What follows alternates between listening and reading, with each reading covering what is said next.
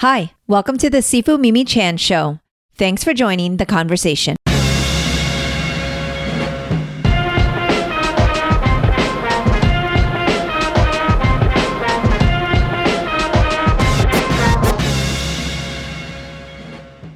In this episode, I speak with Jennifer Mosier.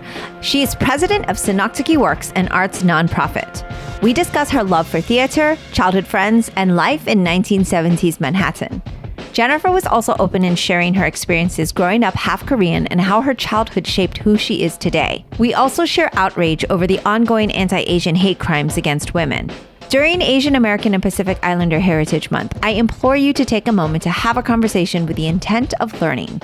I am pledging to do the same. I'm loving these conversations and hope you are too. If you are, please rate my podcast on your platform of choice and share it with others.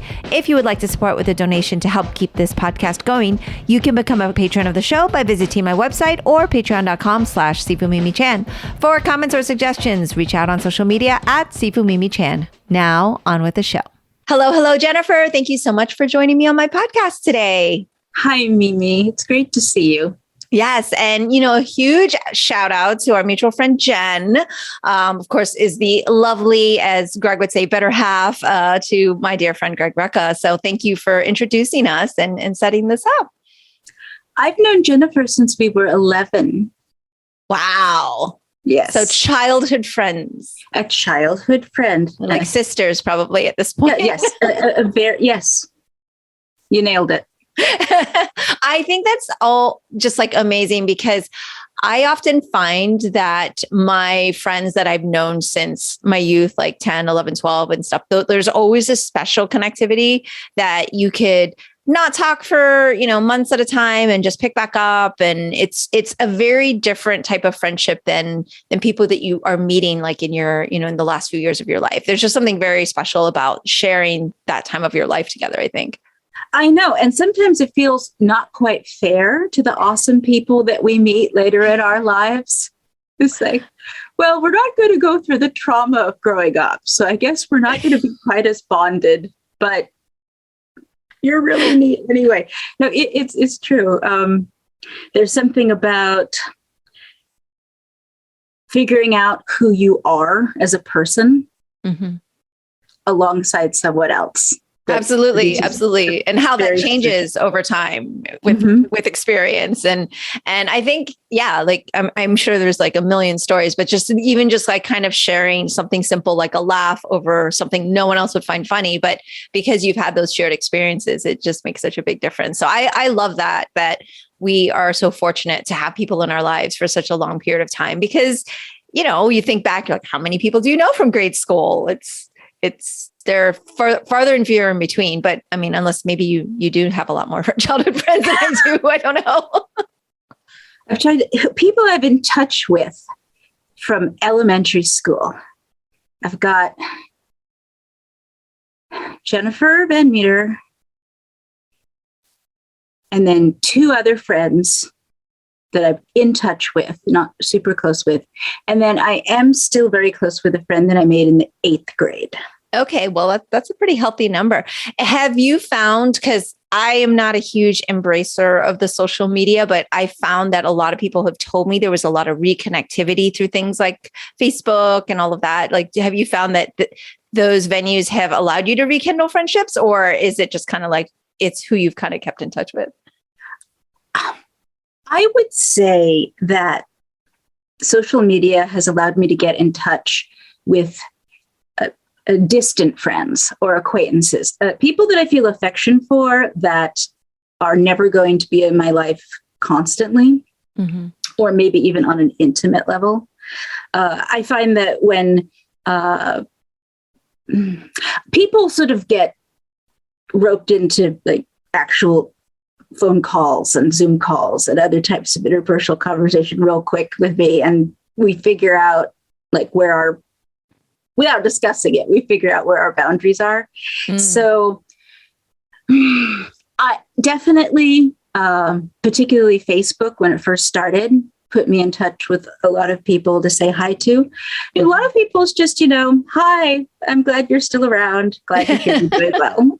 Right. Check a couple photos of, family updates, things like that. But I'm excited to get to hear about all of the really cool work that you do. And I will dissect your bio because I found it completely charming and fascinating and incredible. And you're going to have to actually educate me on each part of it. But Okay. I'd love to hear a little bit more first about like your background and where you grew up. And, as we're speaking, we are, celebrating AAPI Heritage Month. And so I just love to hear about your background. Well, I was born in Manhattan. I used to live at 100 West 96th Street. And I was born in the late 60s. So I was a child of the 70s in Manhattan for a while. And, Manhattan is, whatever struggles it has, it really is a melting pot. Mm-hmm. But my mother was a retired professional dancer by the time I got to know her. My father was a teacher and a playwright.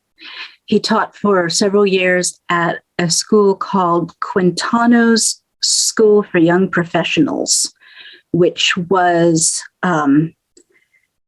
it was, I know that LaGuardia High in New York is considered the fame school, Yes. Okay, well, Quintano's was actually the fame school before the fame school, or maybe alongside the fame school. My dad taught a lot of high-powered people like Bernadette Peters and Patty Duke and Gregory Hines.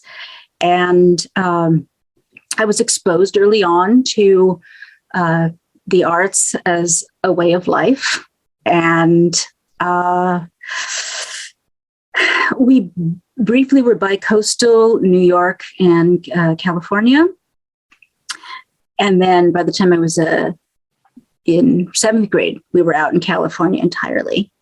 And I spent a few years growing up in Fresno. I like to say that's where most of the damage was done. And I stopped off in university to get a degree in anthropology for a hot minute. We thought I might turn out to be a lawyer. But then I took a year off and wound up applying for the directing program at the theater school at the University of Southern California, where I was pleasantly accepted. And I started teaching pretty young. I realized now that I was very young when I started teaching. When I first got my first college instructorship, I was 24 years old. Mm-hmm. And I had a good time with that and wound up teaching at Northern Arizona University, decided to go back and get a PhD. Didn't actually complete the PhD. I was in the middle of my dissertation when I got very ill. And by the time I was less ill, my brain had moved on to other things. So I think that should get us started. Yeah, absolutely. I'm going to rewind because love to hear a little bit more about Manhattan in the 70s. Just in general, I love New York City. It's one of my favorite places to visit. Being a big foodie, obviously, that's a huge place to be. But like you said, it is such a melting pot. And, I grew up in Orlando, Florida, and not such a huge melting pot in the 80s. I consider myself, more of a child of the 80s. And so I'm just kind of fascinated to kind of hear about that contrast. But what do you kind of recall? Like, what do you recall is like really stands out from that childhood experience? I recall, going to free associate here. The park is enormous. Central Park is enormous. And it was a part of every day. Mm-hmm. And my dad used to ride me, he had a bicycle seat on the back of his bicycle, and he would ride us through the park. And I had a choice between taking the high road or the low road through Central Park. And when I look at a map of Central Park now, it bugs me because I can't remember where exactly we were going. I remember the dogs. There are so many dogs in New York City in the 70s. And it was before the hygiene laws were in place. So it was the precursor to video games, getting through those sidewalks little. I remember that the theater district was in a really trashy part of town. Really trashy part of town. And I remember when I was with my mom, strangers would come up to us and say, "You look so much like your mom." And when I was with my dad, strangers would come up to us and say, "You look so much like your dad." And I never knew what that was about at the time, but I got a little older and I figured out that it was because I was obviously mixed race when I was with one of my parents. And that made people very happy in 1970s New York. So a certain kind of person was always running up to us. And I got some free stuff just for existing in the 70s. Wow. That is really fascinating because I've talked to other, individuals that were either mixed race or from different cultural backgrounds. And it's like, this is why I'm so fascinated, because depending on the time and the place, you could have remarkably different experiences, right. and right. So I this is why I'm so fascinated by that you said, people were thrilled in Manhattan and, in the 70s to see that diversity. There's a gender element here though, too. Okay. Because I have an older brother. Mm-hmm. He had a harder time because he was a boy running around the streets of New York in the 70s. And we've talked about it. And people just weren't as friendly to him. They thought he might be trouble. Oh. I see. Yeah, there it is again, right? Same time, same place, but different experiences. And where are each of your parents from? Were they born in the United States or did they immigrate? Yes, as a matter of fact. My mother was born in Los Angeles and my father was born in Iowa. Oh, and wow. They met in New York City. Ah, okay. Perfect. And who do you think you look more like? I am 52% my dad. And my brother is 52% my mom. It's pretty wild the way it turned out. And we're each 2 inches shorter than our same-sex parent. Interesting. It's very symmetrical, I guess. It is. It's a little bit, yeah, that's crazy. Genetics. Right. And so having kind of that mixed race household, like, did you uphold certain cultures from either side, or is there anything you could share in terms of like what that dynamic was like for you, or what it was like outside of the home even? Well, I think that when I was younger, when life was more unexamined, I didn't realize how blended the household was. Okay. But it was very blended. The decor was very blended. There was a lot of Asian art from various cultures. There was the food.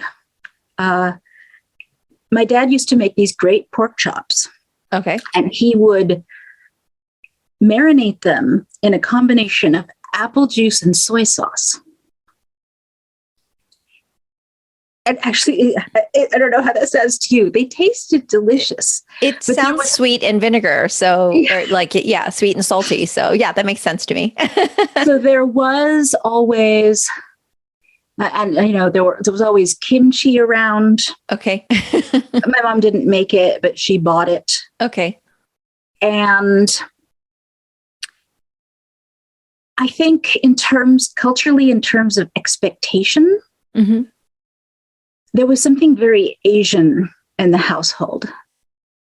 I remember being little and asking my parents, "Will I get married when I grow up?" And they said, "If you want to." And I said, "Will I go to college when I grow up?" And they said, "Yes." There it is. And that's all Asian Americans right now are nodding their head. Okay, so there's my you got your typical Asian American. Yes, you're definitely going to college thing, and so something for me is like I look very, very Chinese. I took the 23andMe, and I'm 99% Chinese. So like it's very clear, but it's interesting that I don't know that I ever identified as like I'm Asian American growing up, and like I had embraced that persona of who I am and culturally, even though I do Kung Fu and all these things. And so it's something like kind of much later in life for me.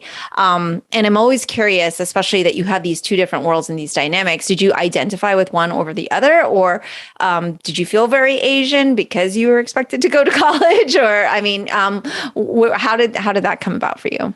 Well, my dad's side are school people too. I mean, I actually have a great aunt who got a PhD in anthropology. So I think that the school thing, I think that was from both sides. Yeah. But there's an undercurrent of tension about the whole growing up and going to college thing. And that's what I think was very Asian, having compared notes with people. Yeah. And now you gravitated towards the arts.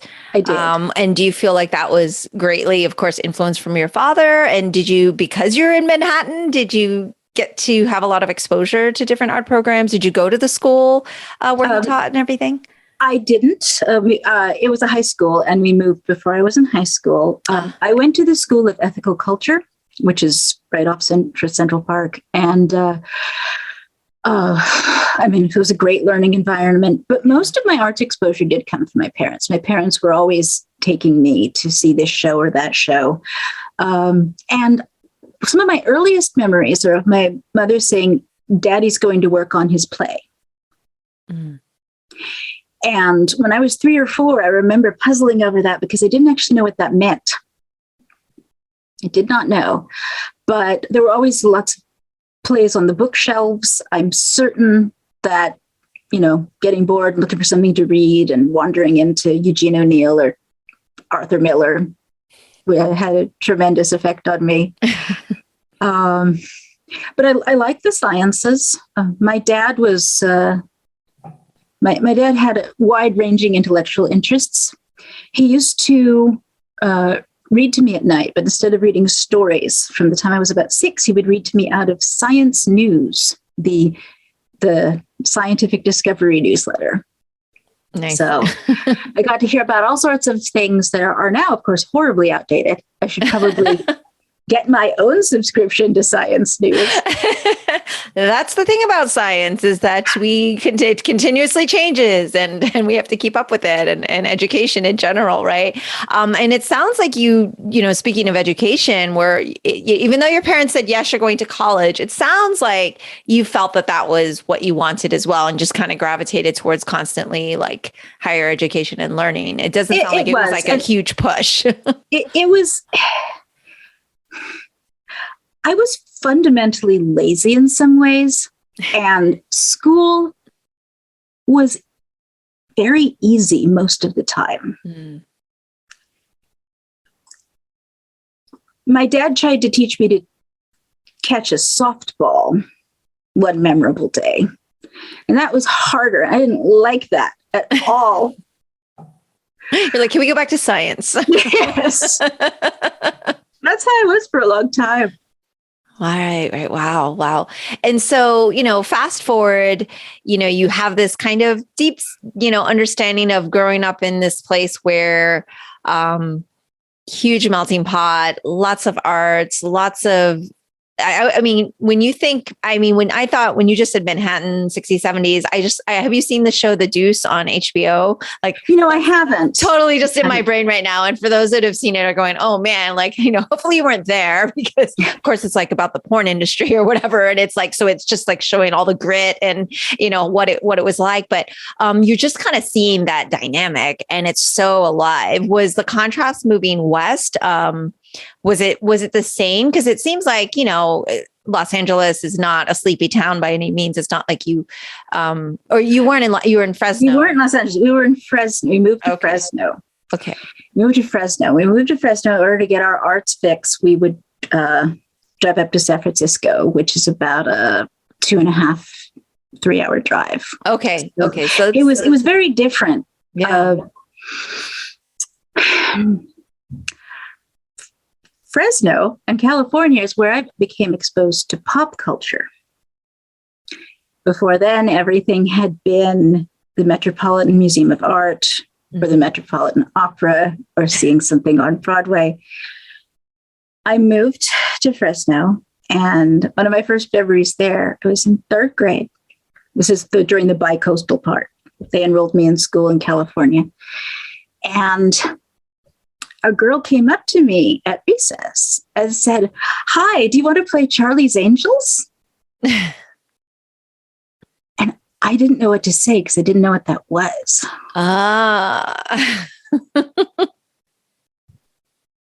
Fun. What I actually kind of found fascinating about that is like a lot of people listening now are imagining the reboot of Charlie's Angels, where, of course, like Lucy Liu is in it or something like that. And then there's another reboot after that where it's super diverse. But that original one, I heard that statement and I'm like, I would never have been asked to be a Charlie's Angel. I was surprised when I found out. Yeah. Of course, I went and I found out what it was. And there were no people who looked like me or you on that show. Were there a lot of other mixed race kids in your school or Asian Americans where you were at in Fresno? I'm not as familiar with the area. It is a very, I think it's a majority community and has been for a long time. I don't think there were a lot of mixed race people. Okay. Overwhelmingly, it's a combination of Caucasian people and some sort of Mexican or other Central or South American families. Did you feel very comfortable there?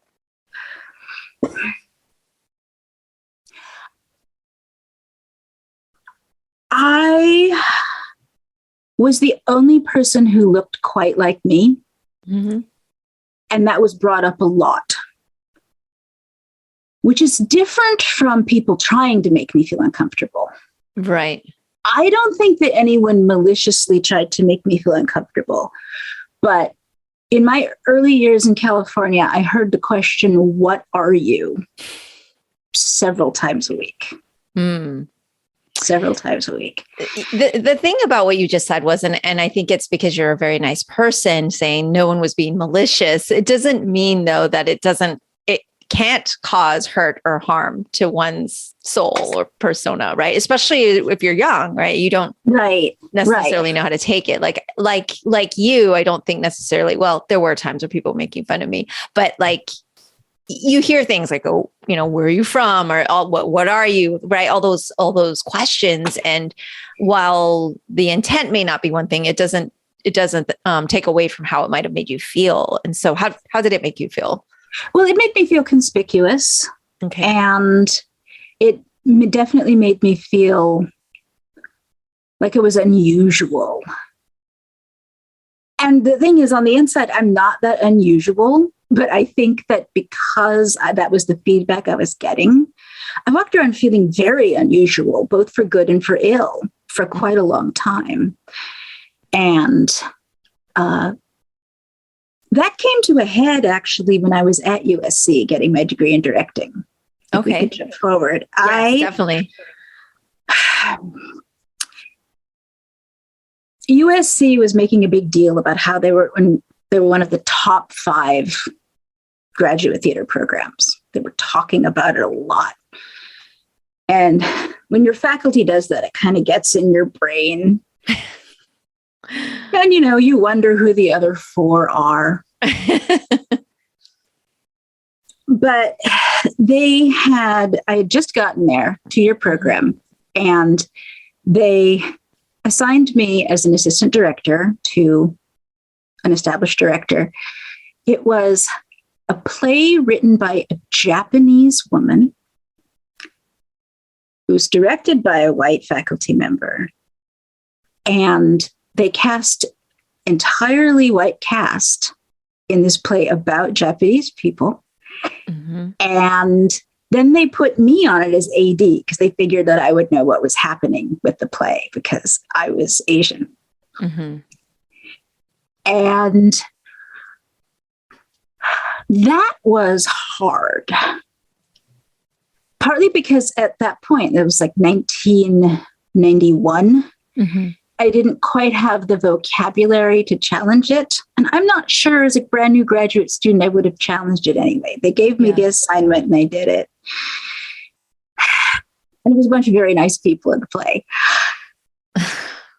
But a very bunch of miscast nice people. Well, I wonder, I could use social media for that. I could probably go to them now and say, has it occurred to you that back in the day, right. I was walking around one day on campus and suddenly, and I don't know if this is true, mind you, I just had the thought, I must be the only half Asian master's directing student in a top 5 program this year. I've got to be it. I'm the only one here. The people I know at other schools, I don't know anyone else who's half Asian who's doing this. And it was a rough moment. I went to the student counseling center immediately. And I said, I could stand to talk to someone. And I don't know what the look on my face was like, but they didn't make an appointment for me. They escorted me back to talk to someone immediately. Yeah. So I really think that was the culmination of a childhood and early adulthood feeling very separate from other people. Mm-hmm. Yeah, I can see that. And just for clarity for our audience, also, you're also not of Japanese descent, correct? I am not. I am half Korean. Right. Which is its own thing, but you kind of fit the closest bill. So at least, but that's yet another, we could keep going, right? And can I do one more? Can I do one more? Of course. Because it's not just, it's not just USC. I was at UC Berkeley. Okay. Getting my degree in anthropology. And they had a conference or symposium or something about Native Americans. Mm-hmm. And the day of, I was one of the people who was, I was dragooned because I was an anthropology student, helped set up and stuff. The day of, they looked around and realized there wasn't a Native American in sight. They had been invited a bunch, but none of us were. Yeah. But they turned to me, the faculty, and said, how about you work the registration desk? Mm-hmm. And I did. Right. And I greeted people, and the various Native Americans who showed up greeted me. That was the day that I found out that there's truth to a family legend. Joe Mosier supposedly ran away from Iowa to join the Indians. Okay. This was a thing. I had a symposium visitor come up and look at my name tag and say, Mosier. Mosier's a Hopi name. Really? Yeah. So I think he made it. I think Joe got out there to the West. Wow. So what turned out to be kind of a faux pas thing to put you at the desk ended up being well, there's some connectivity, but that's the whole point too, right? Oh, you're ethnic, so close enough. Right. So what is this story? It's close enough. And then I also found the connection. So if these things are a mixed bag. I'm lucky. I have never lived any place where my race made me miserable. Yeah. I've only been where it made me conspicuous. Mm-hmm. Mm-hmm. Yeah. But I mean, and regardless, because of of course, we could all say like, okay, there's so many people who have horrible these experiences, but your experiences are still your own and still very real and still very impacting, regardless if they were positive or negative, or, because the fact that you had to walk around for such a long time feeling unusual because people were asking you, what are you? It's still, sad. It's still like sad for a young person to have had to gone through that. And you hope that with time, like science, where we learn that now we learn that that's probably not a great question, because these things can have long lasting impacts. Now, you obviously are a very functioning and like contributing member of society and have done quite well, but that might not be true for someone else, right? With less support or a different persona or a different lifestyle, or, and all of these things. And so you do all these wonderful programs and get all these excellent education. Talk to me a little bit about the theater and what that means to you. And of course, fast forwarding how that plays into the work you're doing right now. Okay. Well, theater is the laboratory where we go to make sense of things, I think. I think it's a wonderful conduit for understanding the world. And boy, is there a lot of world to understand. It feels like, especially right now. Absolutely. I am currently president of a not-for-profit called Synecdoche Works. And our first project that we started a year ago is a playwriting fellowship named for my father. It's the Frank Moffat Mosier Fellowship for Works in Heightened Language. And are you familiar with heightened language? I am not, so please educate me. For years and years and years, heightened language meant Shakespeare or Moliere. Okay. But in the 20th century, particularly the latter half, the definition expanded. And now it has to do with figurative language, poetic language, verse. It doesn't have to be Shakespeare. It could be. Shakespeare's still heightened language, but what we're looking for in plays is that voice, a playwright's voice and ear for language that makes a play interesting to listen to as well as watch. Mm-hmm. My bias is very strong. I do not like it when I see television scripts on stage.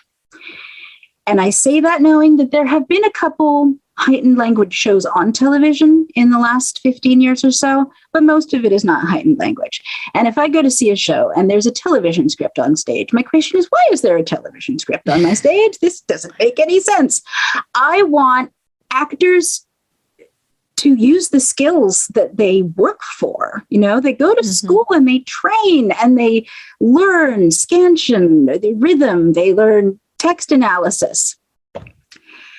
And it's a beautiful thing mm-hmm. when a trained voice gets started speaking. So my dad wrote in blank verse. He wrote in heightened language. He also thought in verse and heightened language. Often when he was speaking, there would be a cadence to how he spoke. Particularly the more comfortable he got. It's almost like when he was trying to be on his best behavior, he was more final and clipped and not as florid. But once he got going, it just flowed out of him. And originally, it's like his own accent. Yes, it was. It was like his own. Very good. That's true. Never thought of it like that.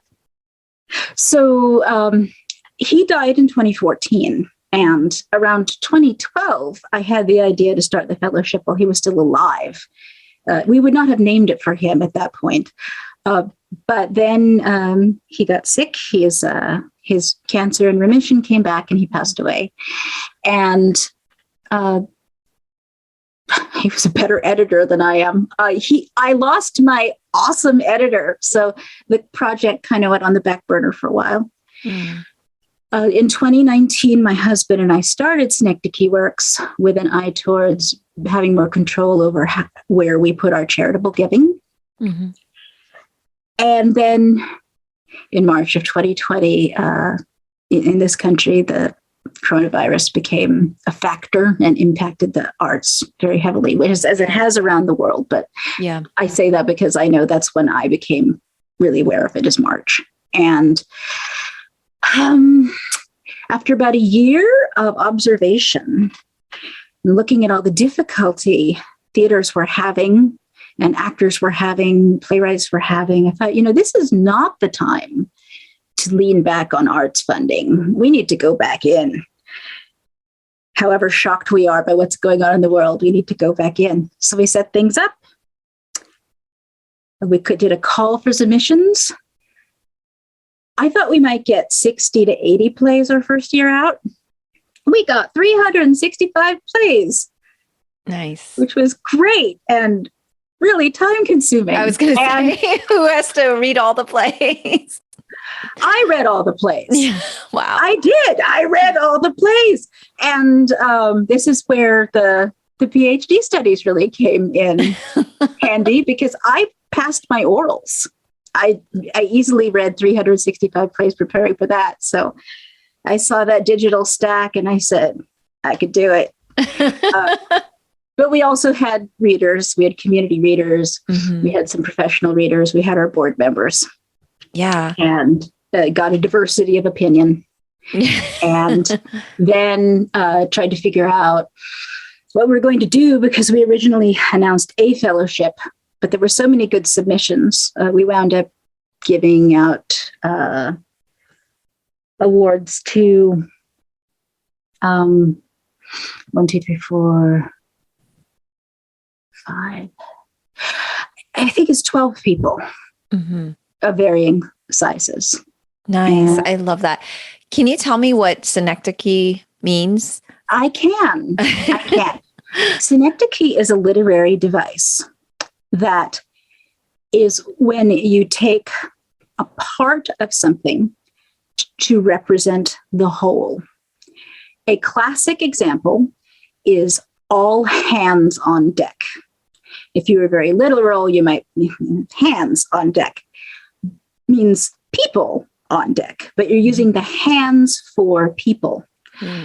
We settled on that name because my husband and I use synecdoche a lot in our marriage language, in our home language. We have cats, and the cats have feet. And one of us will say to the other, "Have you seen the feet? It's time to feed them." And stuff like that comes out of us. My husband has a degree in linguistics. Okay.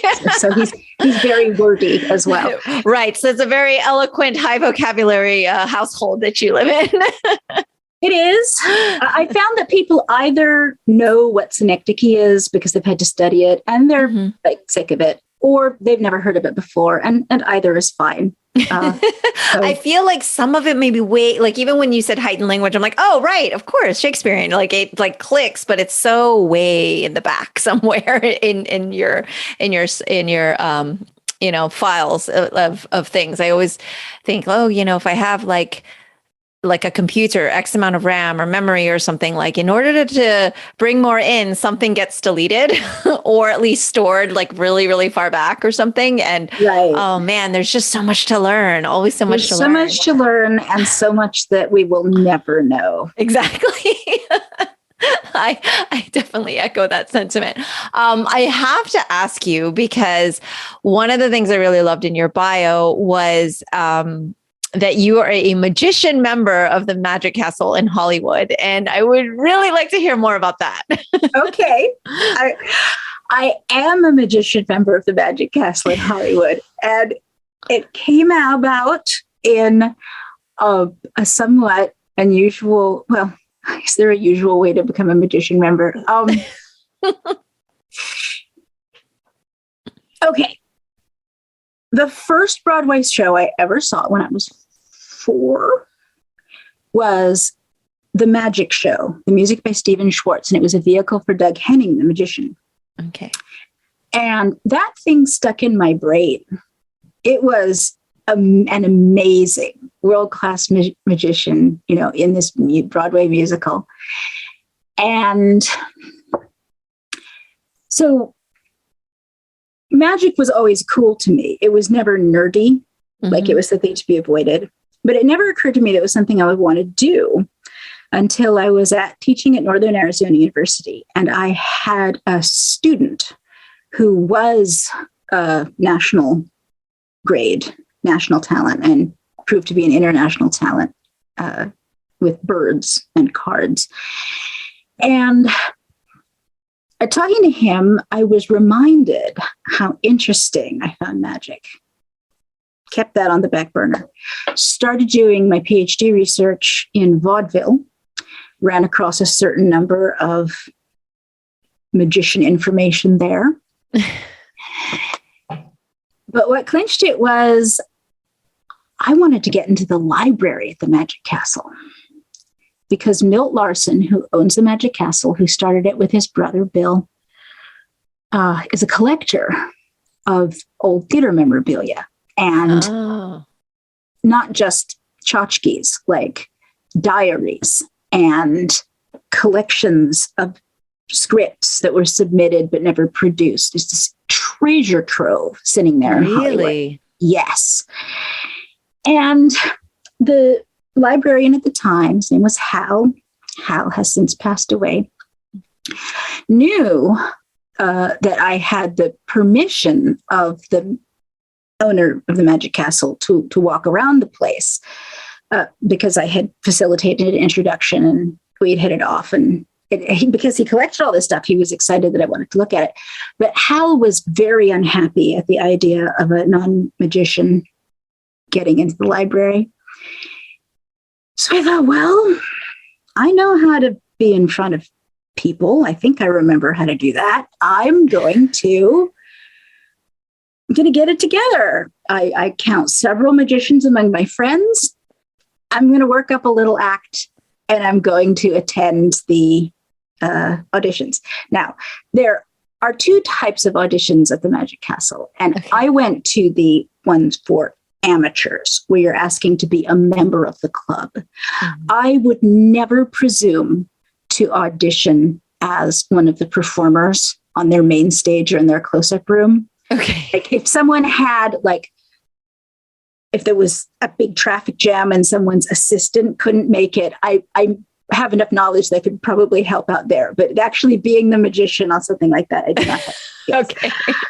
But no, I put on my cocktail dress and I got my ropes and my sponges and my rings and my cards and I went and I auditioned and they let me in. And then I went directly to the library. I love it. I love it. So you had to get the access. And was the library all you imagined it to be? It was more. There are 100. Is that an exaggeration? There are 50 PhDs waiting in that library. Wow. If people can get in there. Wow. I love that. I would never have guessed. I'm like, okay, I need to ask you about this whole magician member of the Magic Castle and why. But and this just kind of goes back to that love for theater. You're willing to go through these lenses to gain more knowledge and your just love for learning. And that kind of, to me, as a teacher of sorts, as a Kung Fu teacher, I know that as a teacher, I feel like I'm always a student, right? So I'm always learning, and that's kind of our philosophy. But is that something that kind of you feel, even though you're the director and you're running this nonprofit and you're kind of the one that's doing everything, but it feels like you're always kind of wanting to go back to just getting all the knowledge and just kind of gathering everything together? It's true. I am a lifelong learner. I'm always the better off for it. Right now, I'm studying voice. I'm studying musical theater voice with an opera singer. Oh, yes. He's lovely and very tolerant. And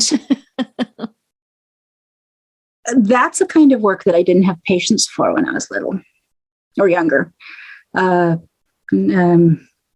The whole thing where you lift your soft palate just an extra millimeter to get a different sound, that would not have been interesting to me when I was younger. So now, for whatever reason it is. And I recently started training to doing a kickboxing workout. It's a pandemic hobby because, none of us could go to the gym. I found a guy who would train me outside. He's a 7th degree Japanese karate black belt, and he teaches me and my friend Elizabeth kickboxing. I brought my own sparring partner, and we actually haven't full out had to hit each other yet. Okay. I think we're working towards that. And I'm actually afraid because Elizabeth is very, very, very, very strong. But he's the only teacher I've ever had who will hit me in the head if I do something wrong. He doesn't hit me very often, but if I drop my guard, I get a little. Yeah, you're gonna get the check. It makes sense. That language is familiar to me. Well, it's wonderfully effective. It is. It's quite a shortcut. It doesn't hurt, but right. It is unusual enough to make an impression. You don't want it to happen again. No. Yeah, that's generally the idea. I mean, if you have a good teacher, they're not actually trying to hurt you. They are just trying to make sure that you're learning. So that's a very good thing. I did also want to ask you about one other part of your bio, which sure. I found really interesting was just the way you phrased it, which is that you proudly lost money on commercial entertainment. And I found the word proudly to be the interesting adjective there. So I'd love for you to share a little bit about that. And of course that, fast forward and like kind of ties you into the work that you're doing now, I'm sure. But tell me about that. This also was pandemic response. Right. The sky was falling. There was no work for actors.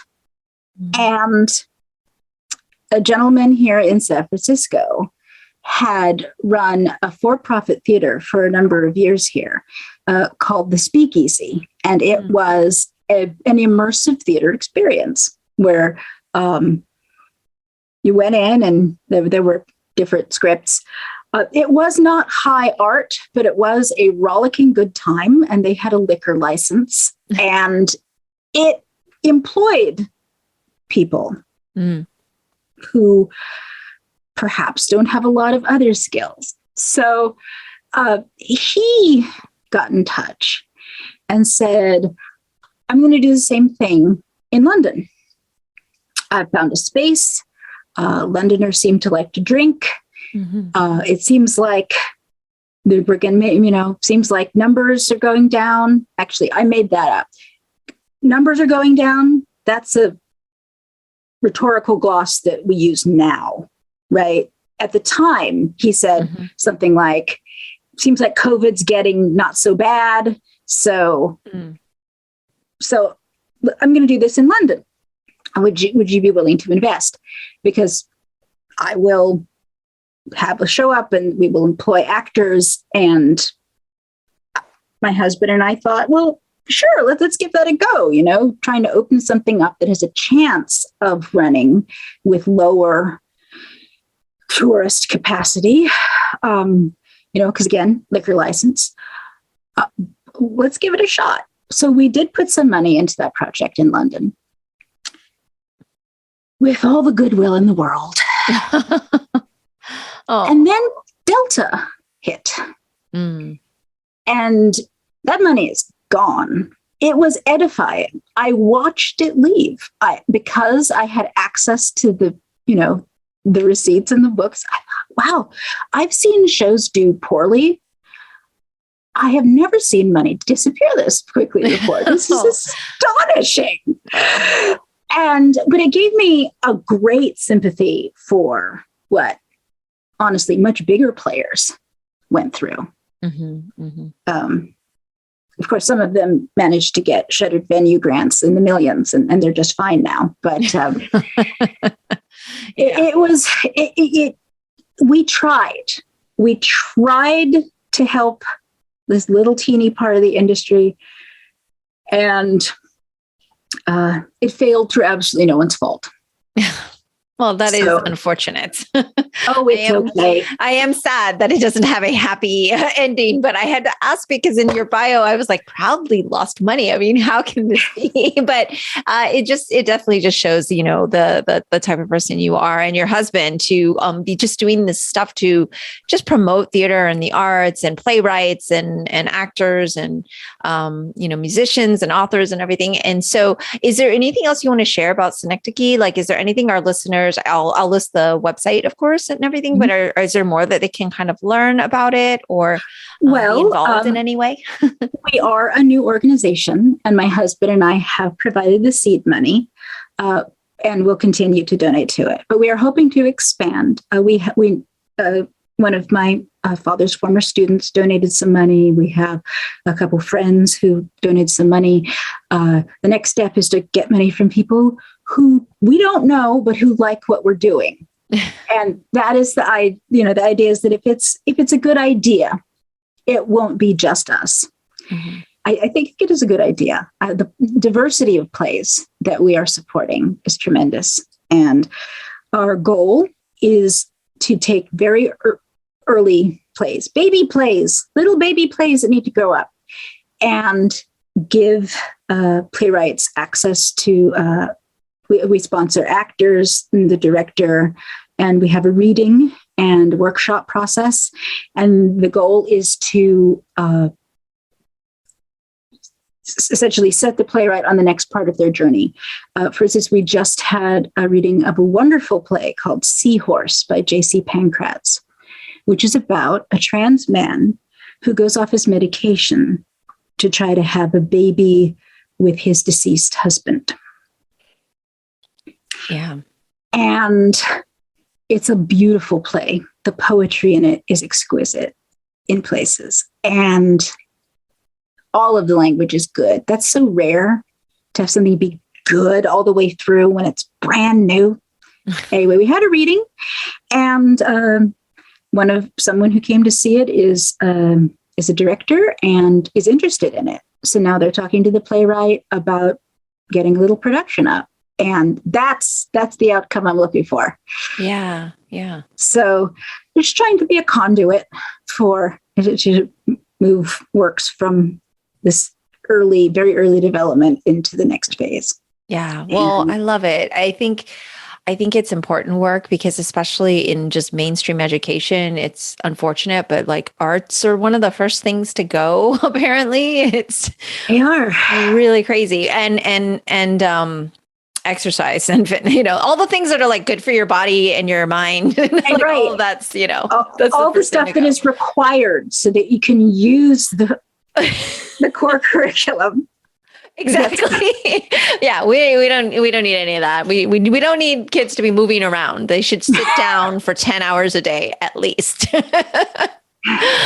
Because at least in a lot of art programs and, whether it's music or whatever, there's a lot of movement even involved in that, right? It's not just like stationary, so I think that there's so much to be said for it. So I think any promotion of the arts is absolutely commendable and admirable. So I'm grateful to know you in that and think it's amazing that what you guys are doing over there. Well, thank you. We are compelled to do it because of our politics, of course.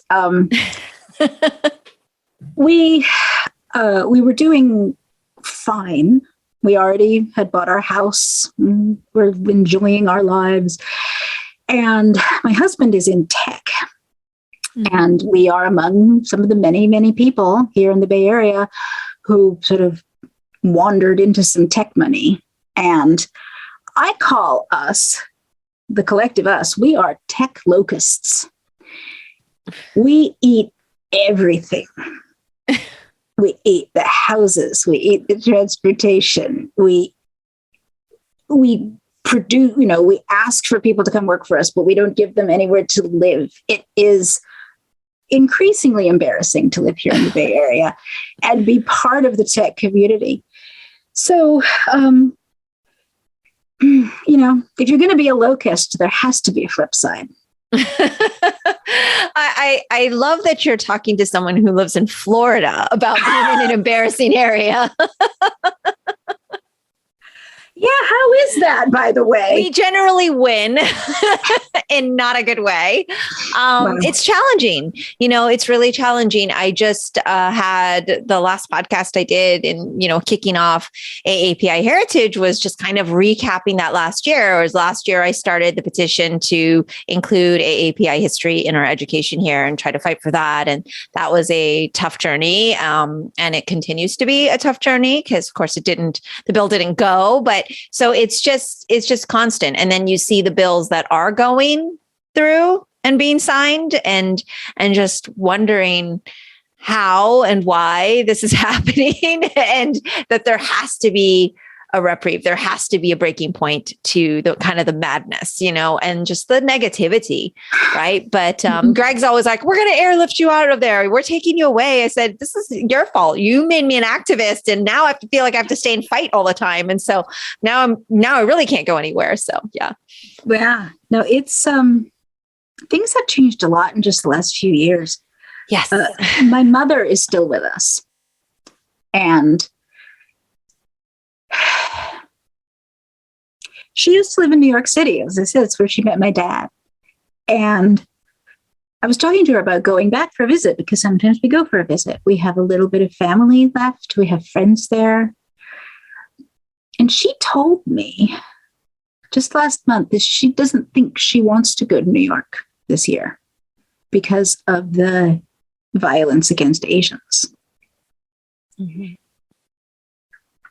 And I resisted that idea. He said, Mom, do you really think the racists should get to control whether you visit New York? And after that conversation, that guy went around and punched or stabbed. Yeah. Yeah.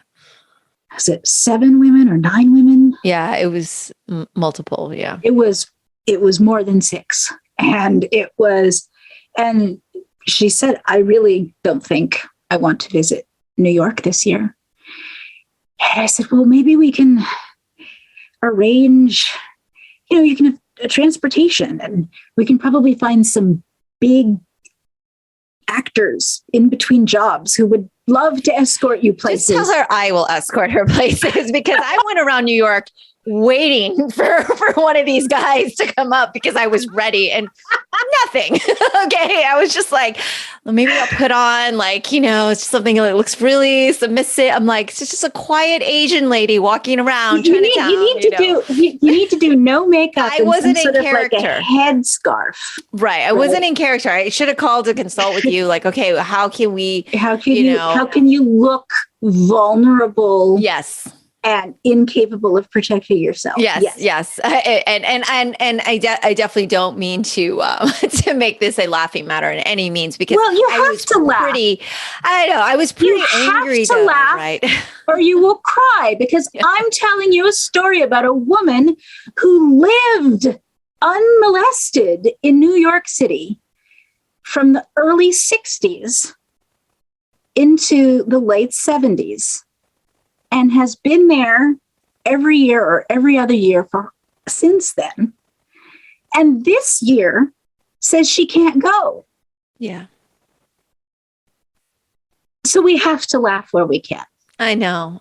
But I literally did because last October we went and I told my husband, okay, because he had some fitness certification. I'm like, you go. I'm going to walk around Chinatown. And all my friends are like, you're crazy. I'm like, I'm not crazy. I am waiting and I am ready. But did you take the subway? Yeah, I think did we get on the subway for that trip? We may have taken the subway once on the trip, but I think I was mostly walking. I think you need to go into the subway. I need to go to the subway. You need to have both hands bags. Full. Yeah. Like just ultimate vulnerability. Okay. But in any case, it's horrifying. It's absolutely not okay. And especially the fact that elderly Asian women, but so many women have been telling me what it makes them feel every time they see this and knowing that it could be them and having just that fear. Like you said, that these people should not dictate where you get to go on vacation or where you get to go to visit. Absolutely not. But this is the reality of what we're living with today. And I think a lot of people don't realize that, how impacting it is. And I pitched my ideas for how to make it safer. And I realized from talking to her that a lot of what she loves about New York is her independence. She loves how fast she can get around on the subway. Mm-hmm. I think she likes, she used to perform on Broadway. I think she likes, being in Manhattan and remembering being younger. Yeah, the nostalgia. And if she has, a black car driver with her, or if I hire her security, or if I get a couple of chorus boys who are willing to flank her, it's not the same experience. Yeah. She wants her life. She wants the life that she has had until now, and it's not available to her. So I am not going to pressure her to go. I probably will go later this year, and I will invite her. But I know that because there's always another story of an Asian person being attacked these days, she may just elect to stay home. And that is so sad and unfortunate. And, my heart goes out to her and to you, right? Because this is something that you normally do together. And, for those listening, like, this is the reality that so many other people are facing. And I think it's important to kind of, to talk about it, because I think a lot of people just, that's just like a YouTube video, or that's just a thing. And they don't realize how impacting it is for so many people, and the fear that it is causing, and it definitely needs to stop. So, yeah. This has been such a pleasure to get to know you and talk to you. I feel like we're ending on a very somber and dark note. It is a somber note. It's a very somber and dark note, but I will say this. Okay. So now a slightly other somber topic. But I think that we're trying to get a reading of a play together to benefit Ukraine. Okay. And if you would like to be involved, or if you know people who would like to be involved, I hope you'll let me know. Absolutely. Absolutely. I thank you for sharing that. And I will list anything here for our listeners so that they can link and get involved in anything that you've heard throughout this conversation that you want to. Can you take donations at Synecdoche? We do. We are a 501c3. So if you do your taxes in America, you can deduct your donation to us. There you go. There you go. And the work that you are doing is very positive. So we are, of course, ending on that positive note. But thank you for sharing the work that you're doing and for sharing your story, and just giving us some awareness about what's been going on with you and the world that you live in, and a little bit about your background. I enjoy getting to know you. So hopefully maybe we'll have this conversation again and go to part 2. But I would love to speak to you again. Thank you so much, Jennifer. So lovely to meet you, and we'll talk again soon. Okay. Thank you, Mimi.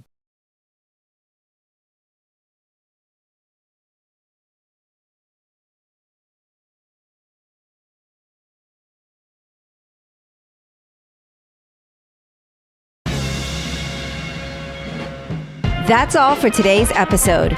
Thanks for listening to The Sifu Mimi Chan Show.